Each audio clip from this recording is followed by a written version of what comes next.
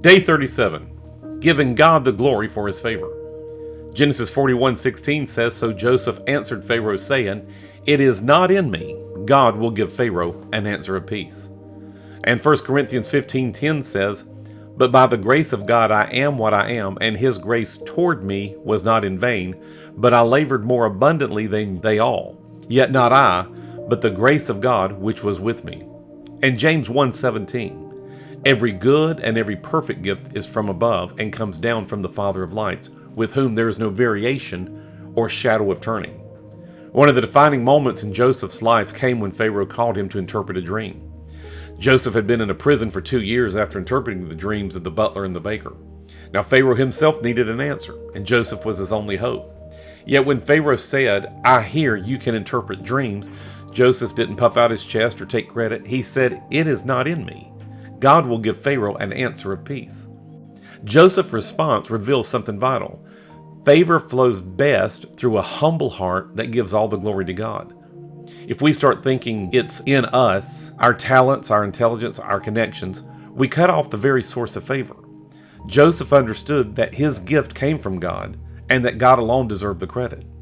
The Apostle Paul echoed that in 1 Corinthians 15:10. Paul was a brilliant man, but he knew everything he had accomplished was because of the grace of God's favor on his life. He said, By the grace of God, I am what I am. He worked hard, but he never confused his labor with the source of his success. He gave the credit to the Lord. Now, James 1:17 makes it plain. Every good and every perfect gift comes from above. That promotion you received, that unexpected check in the mail, that divine connection you made, all from him.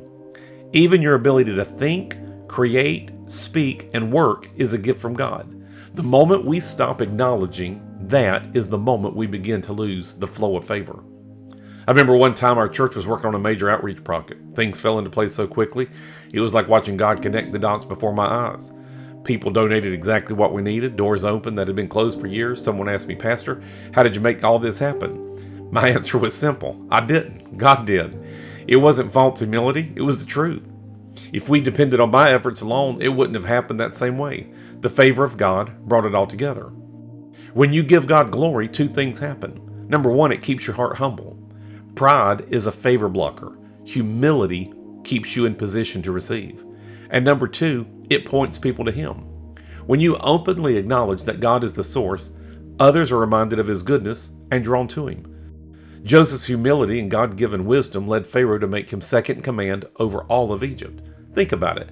Joseph went from prisoner to prime minister in one day. But even with all that power, there's no record of him ever taking credit for himself. He continued to serve faithfully, knowing it was God who raised him up. This same principle applies to us. Whether you're running a business, leading a ministry, or raising a family, remember, the favor you walk in is not because of you, it's because of Him. Yeah, you may work hard, but He is the one who opens the doors no one can shut. So today, take a moment to reflect on the good in your life.